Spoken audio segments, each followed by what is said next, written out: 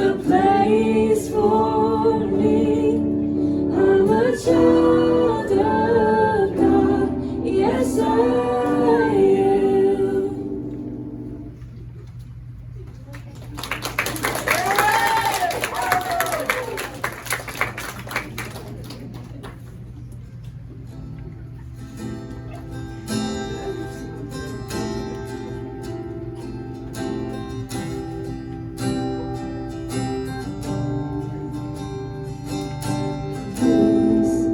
Bring it all in peace.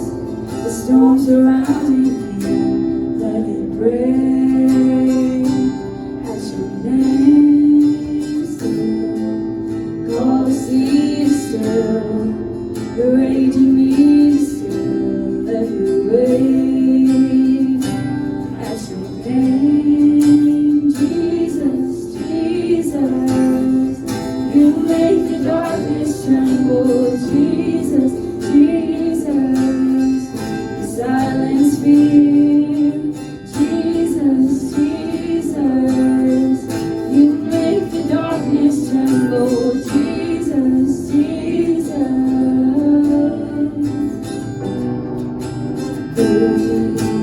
Call these bones to live, call these lungs to sing once again.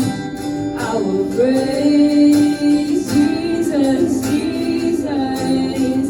You make the darkness tremble, Jesus, Jesus. You silence fear, oh Jesus, Jesus. You make the darkness tremble, Jesus, Jesus. Your name is a light that the shadows can't deny. Your name cannot be overcome. Your name is a light forever lifted high. Your name cannot be overcome. Your name is a light that the shadows can't deny. Your name cannot be overcome. Your name is a light forever lifted high. Your name cannot be overcome. Oh Jesus, Jesus, you make the darkness tremble. Jesus, Jesus, you silence fear. Jesus, Jesus, you make the darkness tremble. Jesus, Jesus, Jesus, Jesus, you make the darkness tremble. Jesus, Jesus, silence fear. Oh Jesus, Jesus, you make the darkness tremble. Jesus, Jesus. Dear God, we just thank you right now for this time that we get to worship you. Pray for each and every one of us in this room that we would just open our hearts up to the message today. We love you and we praise your name. In Jesus' name.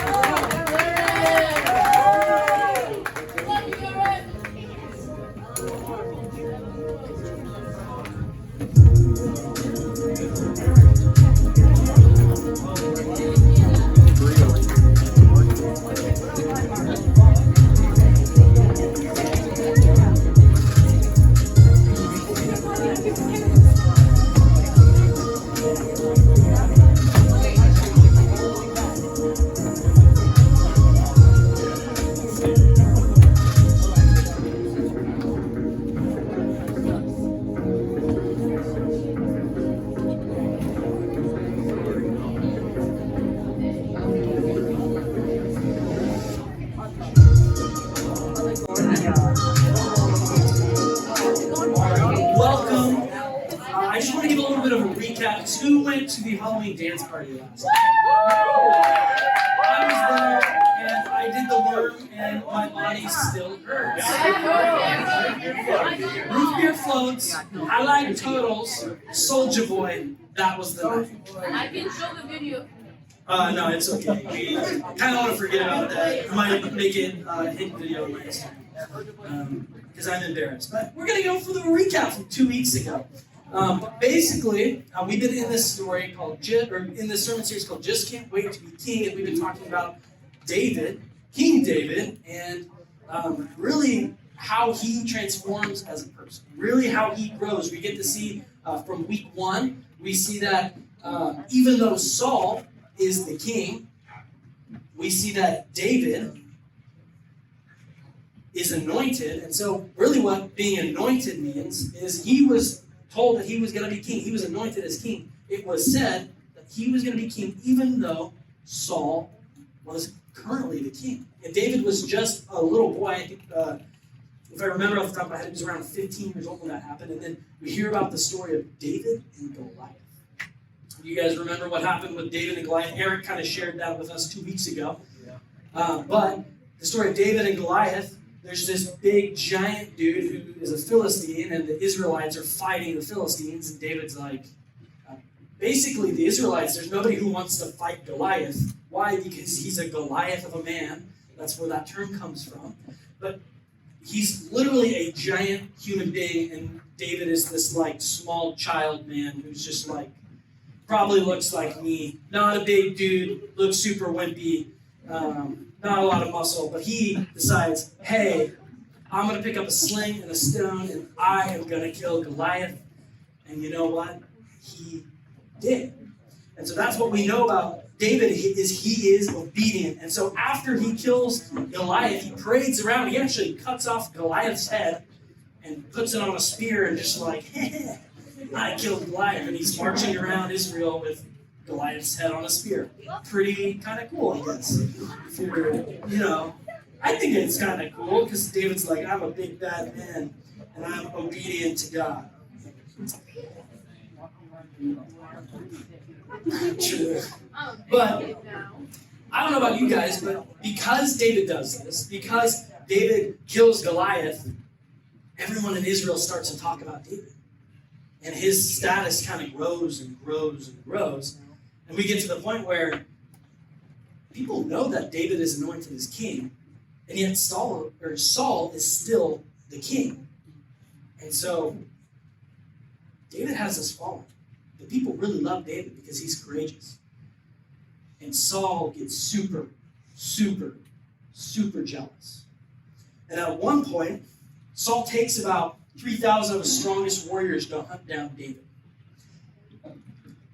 We probably don't know what that's like, to have 3,000 people trying to chase us and kill us. But have you played Among Us? Yes. How insane, right? You're playing Among Us. Yeah, there's an imposter. You don't even know if the person that's following you is the imposter, and you're running away, and you're like, ah! Ah! Like, I was playing, we had a retreat this weekend, and I was playing with the rest of the team, and Zach was chasing me, and I was screaming like a little girl in our Airbnb, in the house that we rented. Here's a tip. If someone is following you, go twice around the ship, and if they still follow you, then you can confirm they are probably an imposter. That's facts, but I also don't want to die, and I'm not good at the game, so I probably can't run that fast, even though we all run at the same speed. But you know that feeling, right? Where you're like running, and you're like, I really don't want to die. You're 100% the imposter. Please. What? Liar. But we're running away, and you get this emotional reaction, right? You get this emotional reaction, you're like, ah, please don't kill me, please don't kill me, please don't kill me. And it's just a video game. Could you imagine that it's everybody? Could you imagine, could you imagine like the actual real life consequences? Well, there's it's like, okay, cool. One of these 10 people, one of the other 9 people is the imposter that chasing me. Cool. Or two. Imagine if in real life you have 3,000 warriors chasing you, and it's the king that gets to do whatever he wants and makes the rules. That seems like it would be a stressful situation, and it might be cause for actual tears rather than screaming like a little schoolgirl, like me. I don't know about you guys, but we see the rivalry between David and Saul, and so we see kind of this point where Saul is legitimately trying to kill David. And it's this actual rivalry. For you guys probably don't have somebody who's legitimately trying to kill you. Not legitimately. But you probably have experienced some form of a rivalry, right? You guys have probably experienced, I don't know, maybe a sibling rivalry, or maybe there's a team that you play against that is a super big rivalry. Maybe, yeah, please keep the comments to the end. I'm done. All right, but hey, we all have this competitiveness. We all have kind of sibling rivalries. We don't know what it is. We all have, maybe it's you're in band and you really want to be the first chair, but you're competing for it, and that guy that's in the first chair like steals all your stuff and is like, nah, you're not gonna take my seat. But I grew up playing hockey, so I think hockey fights are pretty cool, to be honest. But I also think that they can illustrate a lot of tensions and a lot of rivalry. So I want to share a little bit, in just a sec, not quite yet, but I want to share a little bit about this story, but I just want to set the scene a little bit. But we're seeing a hockey team. This is from probably early 2000s, late 90s, I forget. But it's the playoffs, and tensions are high. And so a lot of stuff can happen because you're trying to compete, and there's a lot on the line. Your whole season's on the line. And here is what happens. This is the first instance of what happens in the video.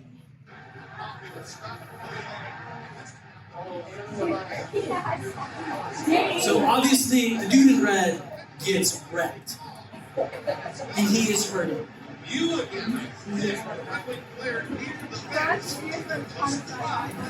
And then you have this guy, he's like, oh, what do I do? I just hit him. And then the dude in the mustache, the referee, he's like, I don't really know, but you're done, man. You're done. So that's kind of how it ends. If you guys can skip to the next slide. Did not know I was going to freeze on that for a second. Obviously, he's hurt, okay? Obviously, he's hurt. So what happens is, he gets hit, and he's hurt. And so this is the playoffs. I believe he actually misses the rest of the playoffs, and the Red Wings, the team that was in the red, they don't really do well in the playoffs because he was one of their better players. And so what do you think happens? What do you think? How would that feel? You work your whole life to get better and better and better, and then you're in this super big game to try and win really the whole season. You're trying to win the championship, and then somebody does that. Probably make you very angry, right? And that, yeah, it is a rhetorical question. It would make you very, very, very angry. But you would think, if you had time to think about it, it's like, maybe this is the best, like, maybe retaliating isn't really the best decision. And this team, they lose, they have the whole off season, and then at the beginning of the next year, this second video is what happens. Lindstrom to McCarty. Here is Mariano.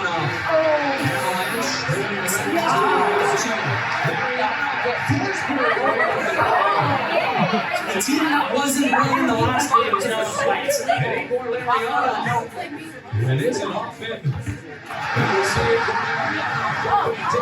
And the dude that's in the blue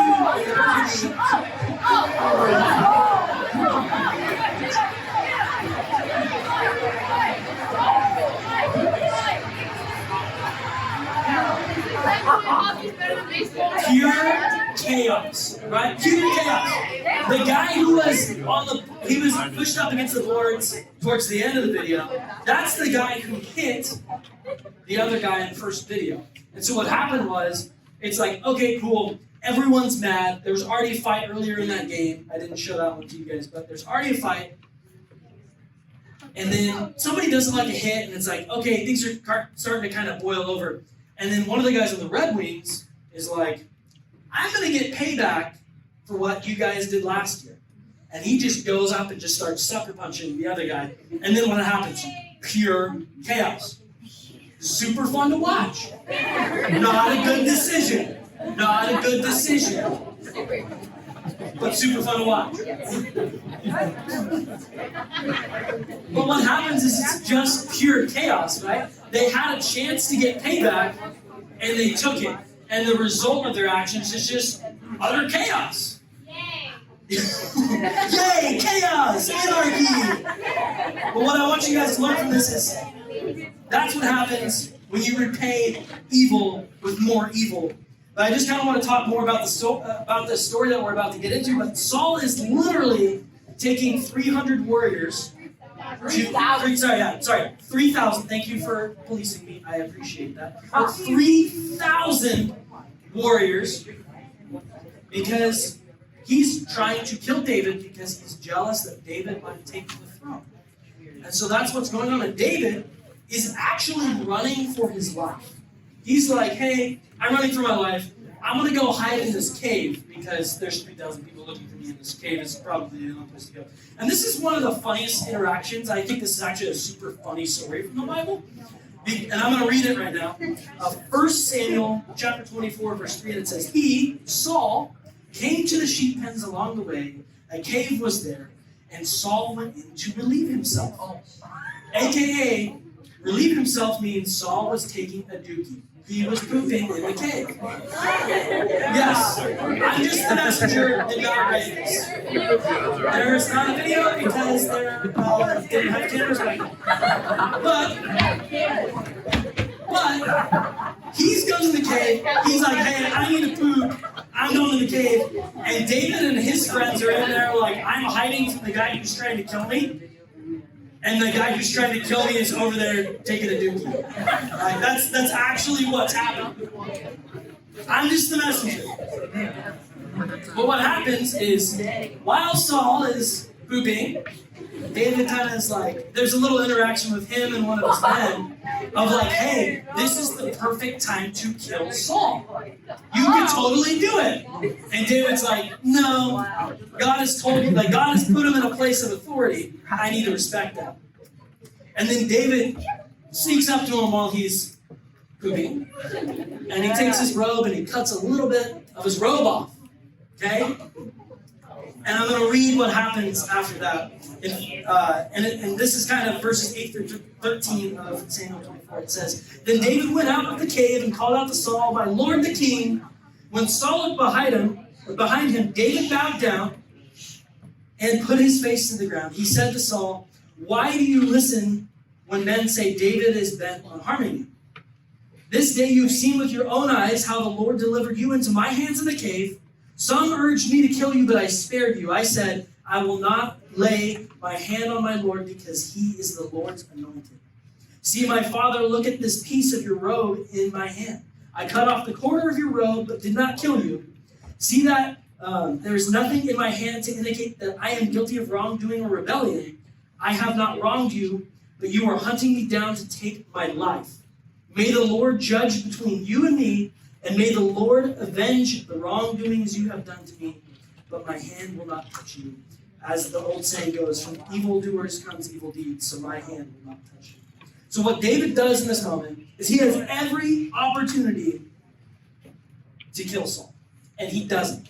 And it's because God said that Saul is the chosen one. Saul is the chosen one to lead Israel.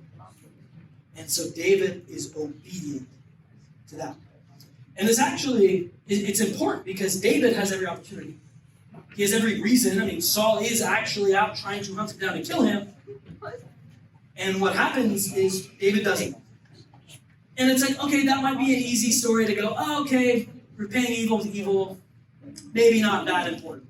Well, in chapter 26, it's brought up in a similar situation that kind of happens. Although this time, Saul is not pooping, Saul is taking a nappy nap. And so David and one guy sneak into the camp, and they're like, hey, Saul's right here sleeping. And David's friend goes, hey, you could totally kill him right now. And David says, no, God has anointed Saul. I cannot harm him. But the same thing happens where David tells Saul clearly, hey, I could have killed you, but I did not because I am obedient to God. And it's important to know that this happened twice because repetition shows that it's important. That it's just something that's very important in the Bible. And so that repetition is just like, hey, repaying evil with more evil is a lesson that we need to learn. We do not repay evil with more evil. I just kind of want to, I'll answer questions at the end. But I kind of want to dive into this a little bit because I think it's really easy, especially in this season, where there's a lot of parallels to our current environment right now. Obviously, we have an election going on, and quite literally in this week, we could have something where one guy is anointed as king, and he's not king yet, or he's not president yet, and then there's a colonel. This is the scenario, and it really we need to watch because our leaders really set the example for us, and regardless of what they do, we still have to hold ourselves accountable to the lesson that we cannot repay evil with more evil. And yes, that might be the example that's set before us, but it doesn't mean we need to stoop to that. And so I just want you to know that this is relevant back then. This was essentially the president and the future president of Israel.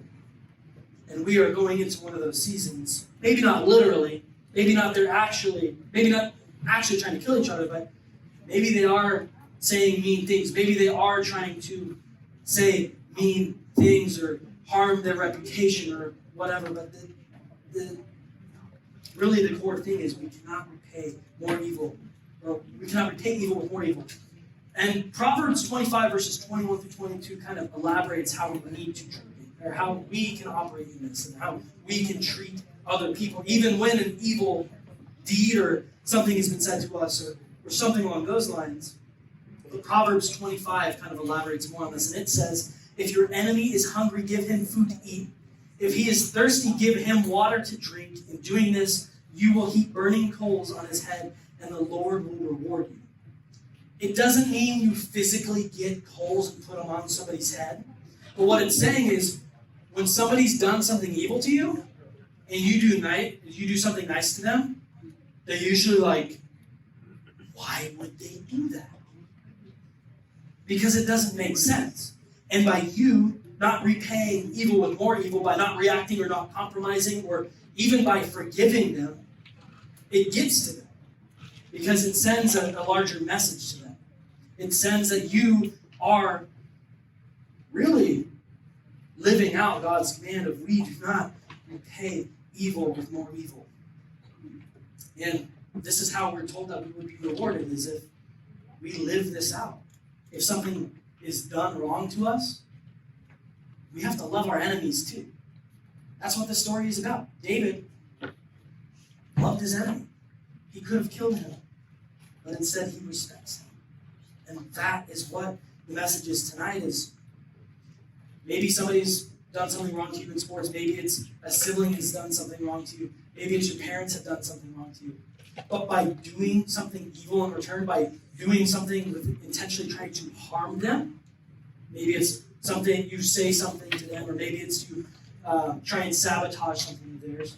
But by doing that, just like in that video, hockey, you escalate things, and chaos can break out. But by learning through it, by loving through it, by forgiving, that's when true healing takes place. That's when you can move through it. That's when things do get more healthy. Because as we can see, the obedience that David shows, as we get into next week of this series, the obedience that David shows allows him to be king because he stayed obedient. Let's pray. God, I just pray that we can be more like David in our life. That we can see the bigger picture. That we can stay obedient to you, even if something has been a situation or relationship has been hard on us, has not been healthy. But God, I pray that you help us dive into what it looks to forgive that person or to love that person despite what they have done to us. It's in your name I pray. Amen. All right, so hey, we are actually going to go into small groups right now. So our small groups are located in the same spots we were 2 weeks ago. If you guys need help finding those locations, come up here. I will help you get there. If you do not know where to go, we are going to those locations.